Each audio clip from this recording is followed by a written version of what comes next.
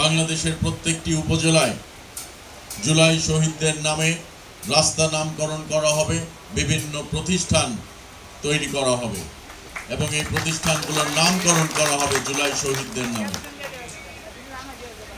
আমার নির্বাচনী এলাকা নান্দাইলেও বিভিন্ন রাস্তার নামকরণ করা হবে জুলাই শহীদদের নামে এবং বিভিন্ন প্রতিষ্ঠান নাম করা হবে জুলাই শহীদদের নামে।